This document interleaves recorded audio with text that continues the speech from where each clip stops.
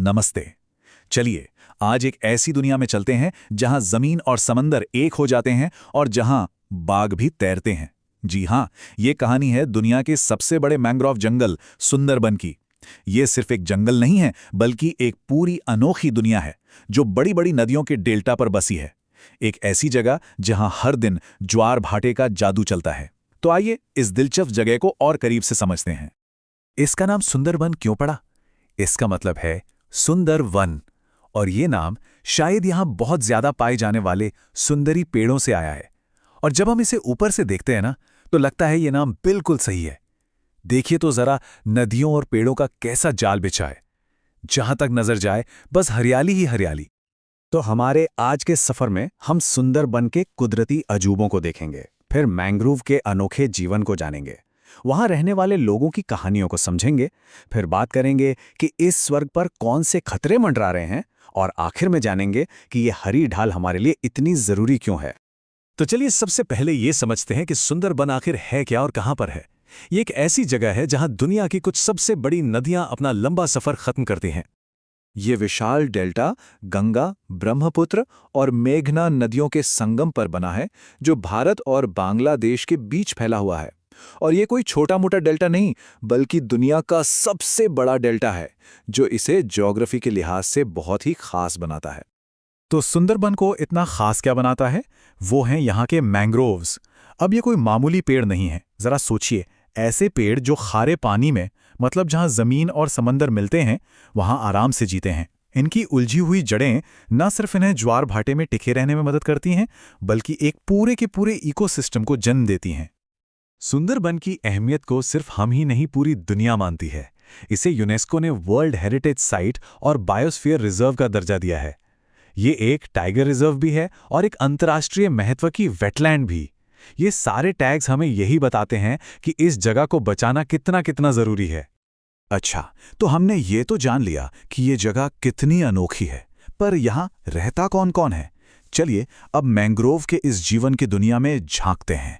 और यकीन मानिए, सुंदरबन की बायोडायवर्सिटी सच में हैरान कर देने वाली है। और सुंदरबन की बात हो और रॉयल बंगाल टाइगर का जिक्र ना हो, ऐसा तो हो ही नहीं सकता, है ना?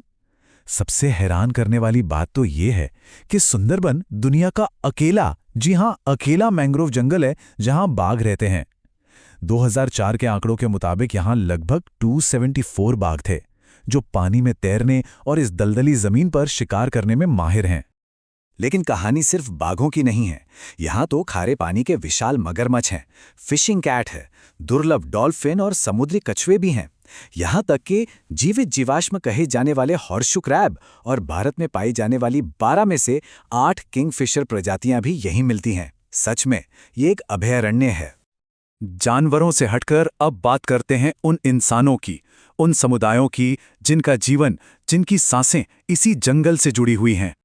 इस पूरे इलाके में करीब 72 लाख लोग रहते हैं, और इनमें से लाखों लाखों लोगों की रोजी रोटी सीधे सीधे इसी जंगल पर निर्भर करती है। जैसे मछली पकड़ना, केकड़े पकड़ना, शहद इकट्ठा करना। उनका पूरा जीवन जंगल के उतार चढ़ाव और ज्वार भाटे के साथ ही चलता है।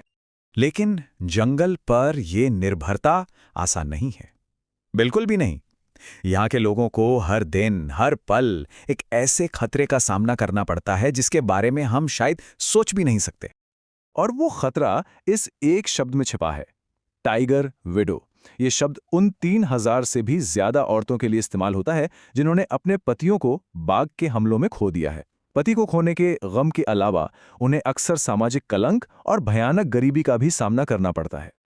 इंसानों और जानवरों के संघर्ष के अलावा सुंदरबन एक और बहुत बड़े, शायद सबसे बड़े दुश्मन का सामना कर रहा है, और वो है क्लाइमेट चेंज।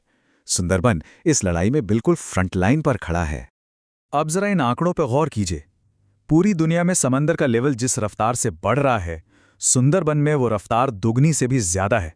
हर साल लगभग 3 सेंटीमीटर। इसका सीधा सा मतलब ये है कि ये पूरा का पूरा जंगल और यहाँ के लोग धीरे धीरे डूब रहे हैं। और इसका असर साफ दिख रहा है। 1967 से लेकर आज तक सुंदरबन 210 स्क्वायर किलोमीटर से भी ज्यादा जमीन खो चुका है। मतलब सोचिए, कई द्वीप तो बस पानी में समा गए हैं और हजारों परिवार बेघर हो गए हैं। ये सिर्फ जमीन का नहीं बल्कि घरों और जिंदगियों का नुकसान है। क्लाइमेट चेंज का एक और असर है, ज्यादा खतरनाक और ज्यादा ताकतवर तूफान यानी साइक्लोन। देखिए, सिर्फ एक तूफान अम्फान जो 2020 में आया था, उसने $12 बिलियन का नुकसान किया।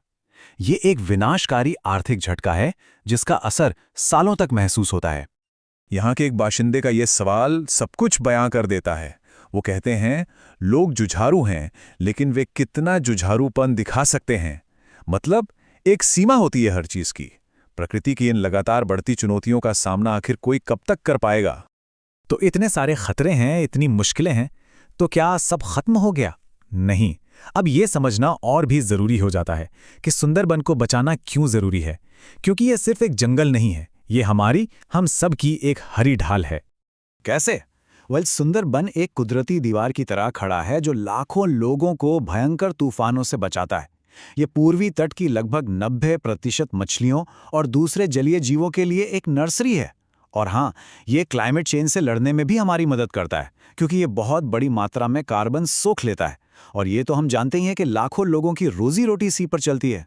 तो सोचिए, इस जंगल ने सदियों से हमारी हिफाजत की है, तूफानों को अपने ऊपर ले लिया, जीवन को पाला पोसा। अब सवाल ये है कि जब इस जंगल को हमारी जरूरत है तो इसकी हिफाजत कौन करेगा? ये एक ऐसा सवाल है जो हम सबको खुद से पूछना चाहिए।